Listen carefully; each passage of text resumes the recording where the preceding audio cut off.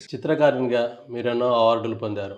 హ్మ్. ఏ అవార్డు మీకు ఎక్కువగా ఆనందాన్నిచ్చింది? తెలంగాణ అవతరణ దినోత్సవం సందర్భంగా 2016లో హ్మ్. మనకు 14లో వచ్చింది అవును. తెలంగాణ. 16లో రాష్ట్ర అవతరణ దినోత్సవం సందర్భంగా స్టేట్ గవర్నమెంట్ అవార్డ్ ఇచ్చింది. అది. అంటే హైదరాబాద్ సంబంధించిన ఆర్టిస్టులలో కొంచెం ప్రముఖులనేసి ఆ! అలా ఇచ్చారు. ఇంకే అవార్డులు మీకు ఎక్కువగా? ఫస్ట్ ఇక నాకు పీజీ కంప్లీట్ అయిన తర్వాత ఎంఎఫ్ఏ అయిపోయిన తర్వాతనే 2001లో Potti Sriramulu university award, cash award. హ్మ్. క్యాష్ అవార్డ్ వచ్చింది. అది ఫస్ట్ ఎంకరేజ్మెంట్ అనుకోండి. దాని తర్వాత హైదరాబాద్ ఆర్ట్ సొసైటీ అవార్డు కూడా వచ్చింది.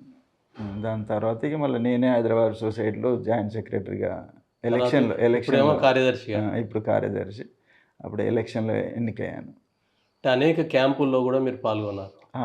ఏ క్యాంపులో ఏ చిత్రం వేసినప్పుడు ఎక్కువ మీరు మీకు స్పందనకు గురి చేసింది? నేషనల్ ఆర్ట్ క్యాంపు జైపూర్‌లో జరిగింది. హ్మ్.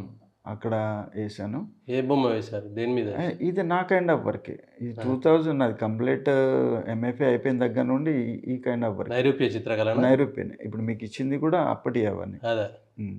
అది ఫస్ట్ షో జరిగింది. సోలో షో అది. మీరు నైరూప్య చిత్రకళకు మారడానికి ఏ పరిస్థితులు, ఏ కారణాలు? అది స్వతహాగా అంటే మా దానికి కారణం సార్‌లే అనుకోవచ్చు. నేను చిత్రించిన పొయ్యి ఒక వుమెన్. ఒక ఆడామ అది పొయ్యి అంటే బొగ్గుల అంటించినట్టు, పొయ్యా? బొగ్గుల పొయ్యి అంటించినట్టు చిత్రమేశాను. హ్మ్.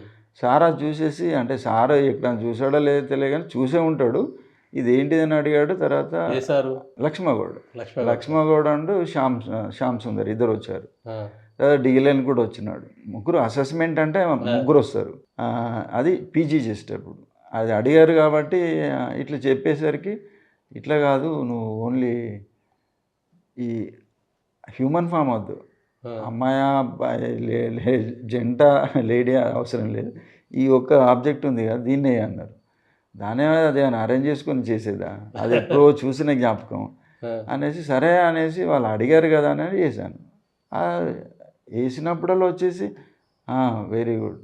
చెయ్యి ఇంకా చెయ్యి అన్నారు. అట్లా ఆ ప్రోత్సాహంతోటే ఇదొచ్చింది. దానికి తోడు ఒక వర్క్‌షాప్ జరిగింది. ఆ వర్క్‌షాప్ కూడా నైరూప్య చిత్రకారుడే, పూణే ఆర్టిస్ట్ ప్రభాకర్ కోల్టే వచ్చాడు. సో, ఆయన వర్క్‌షాప్ చూసేసరికి ఇంకా కొంచెం నాకు అంటే ఇన్‌స్పైరేషన్ అన్నది తర్వాత విషయం. కాపోతే ఏదో నేను చేసిన దానికి కొంచెం దగ్గరగా ఉన్నట్టు అనిపిస్తుంది అన్న ఒక ఫీలింగ్ వచ్చింది. సర్లే ఆల్రెడీ నేను ఏసి ఉన్న వర్కులు కూడా ఉన్నాయి. సరే ఆ సార్ తోటి, సరే సార్ మరి ఈ అబ్స్ట్రాక్ట్ అంటే మరి సార్ దేని గురించి ఆలోచించి చేస్తున్నాడు. నేనంటేనేమో పొయ్యి ఉంది నాకు. అవును. మరి సార్‌దేంటి అని చూసేస్తే సారు నేను బియాండ్ అంటే ఆయన ఉపనిషత్తులు చదివాడు. ఆ! కొటేషన్స్ ఉంటాయి కదా సార్. అవును. ఆ కొటేషన్స్ అలా అందులో చూసుకుంటున్నాడు. అది హ్మ్. ఉందంటే అది మాకేం కనబడతలేదు. అదేం కనబడలే. నైరూప్య ఆ! చిత్రకళలో ఉండే ఆ! విభిన్నత అది. విభిన్నత. అంటే ఏ కోణం, నీ కోణంలో నువ్వు చూసుకో. మీరు చూసేదానికి మీకొక ఫార్మ్ కనబడతది. ఆ అబ్బాయికి ఒక ఫార్మ్ కనబడతది. అట్లా డిఫరెంట్ కోణాలుంటాయి కాబట్టి, అబ్స్ట్రాక్ట్ అనేది మళ్ళీ ఇంకోటి ఇంటర్నేషనల్ అది. దానికి ఒక భాష, లేకుంటే నువ్వున్న అసలు ఏరియాను, చిత్రకళకే భాష లేదు. భాష, భాషలకు అతీతం భాష చిత్రకళ. అసలు మనం వర్డింగ్ అవసరం లేదు. దాన్ని ఆ! చూస్తేనే మీరు అర్థం చేసుకోవాలి. అలాంటిది ఇది యూనివర్సల్ ఆర్ట్ కాబట్టి, ఎందుకంటే ఇప్పుడు లక్ష్మణ గౌడ్ తీసుకుంటే ఆయన పరిసరాలు, ఆయన పరిసరాలలో ఉన్న మనుషులు ఎట్లుంటారు, ఏం వాడతారు, వాళ్ళ నగలేమేసుకుంటారు, వాళ్ళ కల్చర్ ఏముంటదన్నది ఆయన చూపెడతాడు. ఒక వాతావరణం ఇక్కడిదే కనబడతది. అంతే. అవును. ఇక్కడి వాతావరణం నచ్చినోడే తీసుకుంటాడు. ఈ అబ్స్ట్రాక్ట్ ఆర్ట్ అన్నదానికి యూనివర్సల్ అది. అది ఎందుకంటే వాళ్ళ కల్చర్ కాదు కదా! ఇది యూనివర్సల్‌గా అందులో ఉన్నదేంటిదన్నది ఆడికి నచ్చితే తీసుకోవచ్చు వాడు. ఆ! దానికి పర్టిక్యులర్‌గా నాకు ఈ ప్రాంతందే కావాలని ఏం లేదు. ఇప్పుడు కొన్ని ట్రెడిషన్ ఆర్ట్స్ ఉన్నాయి సార్. ఇక్కడ మనకు చెర్యాల ఉంది. చెర్యాలలో దే క నకాషి కన కన చిత్రకళనే ఉంటుంది. నాకు అంతే కనబడతది. అవును. కాపోతే దీంట్లో అన్నది యూనివర్సల్ కాబట్టి సరే అనేసి ఒక భావన. ఆయన భావన అది. ఆ! ప్రభాకర్ గొల్లి ఆయన చెప్పింది. సరే మరి మీరు ఫిగర్ ఎయిట్ ఎయ్యరా సార్ అంటే, నేనేస్తా కాబట్టి అడిగానన్నట్టు. సార్ మీరు ఫిగర్ ఎయిట్ ఏమన్నా అంటే నేనెయ్యనన్నాడు. అంటే ఎప్పుడెయలేదు సార్ అంటే, అంతకుముందు ఎసాను. కాకపోతే ఇప్పుడు నా వర్క్ ఇంతే. నేను ఇళ్ళనే సాటిస్ఫై అయితాను. నేను ఇదే జేస్తాను. అనేసి అన్నాడు. అనేసరికి అప్పటికే ఆయన టాప్ మోస్ట్ ఆర్టిస్ట్ కాబట్టి ఇట్లా అని. అయితే నాకున్న డౌట్ అడిగితే ఆయన చేయనన్నాడు. గవర్నమెంట్ పిలిచినా చేయను, ఇంకే అధికారి వచ్చినా. ఎందుకంటే ఒకానొకప్పుడు మన చరిత్ర తీసుకుంటే రాజులు చెప్తే వినాల్సిందే కదా. అదే. ఆ, ఇప్పుడు అది పెద్ద ఆర్ట్, వెస్టర్న్ ఆర్ట్ దగ్గర నుండి అదే. ఇప్పుడు వెస్టర్న్ కంట్రీస్ పోతే మనకి కనబడేటి అన్నీ క్రిస్టియానిటీ కనబడుతుంది. వాళ్ళ స్టోరీలనే వేపించారు. కాబట్టి మనం ఇక్కడికి వస్తే కూడా మన దగ్గర అజంతకు పోయాం అనుకోండి సార్, బుద్ధ ఉంటుంది, బుద్ధుని జీవిత కథలే ఉంటాయి. సో అదొకటి.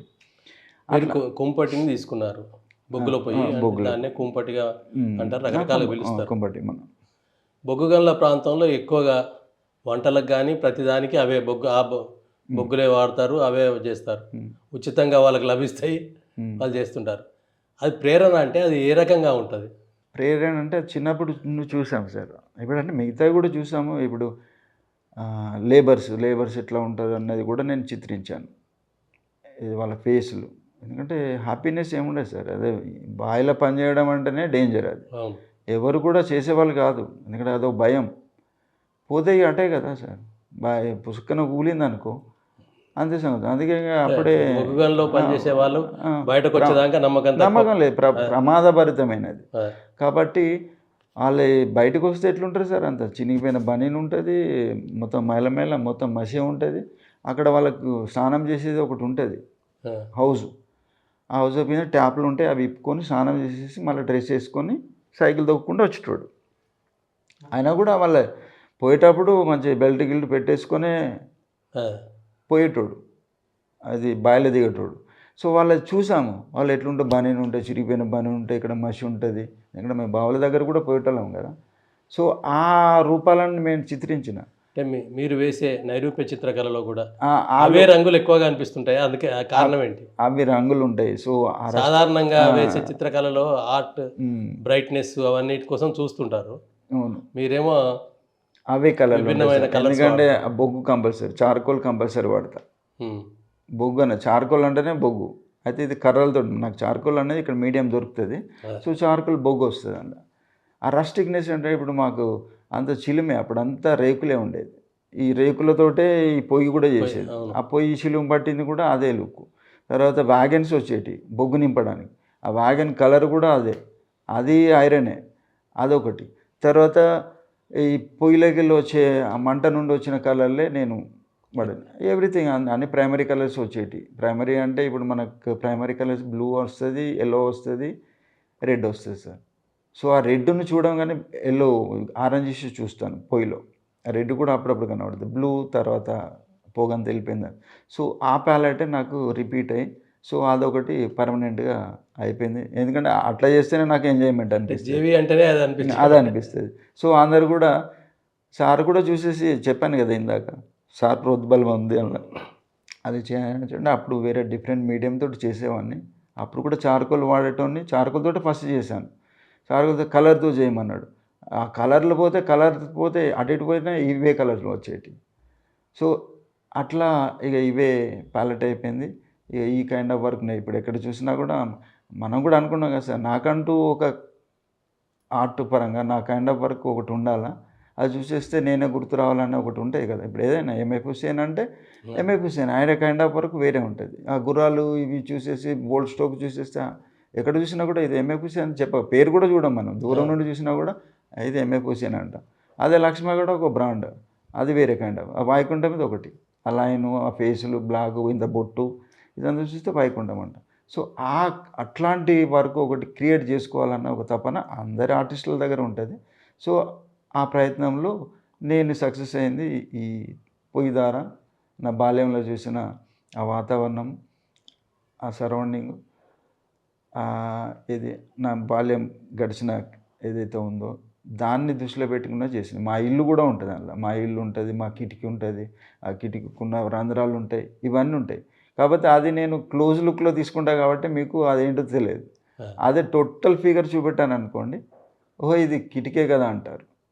అది దాన్నే ఆ ఎలిమెంట్స్నే నేను యూజ్ చేస్తూ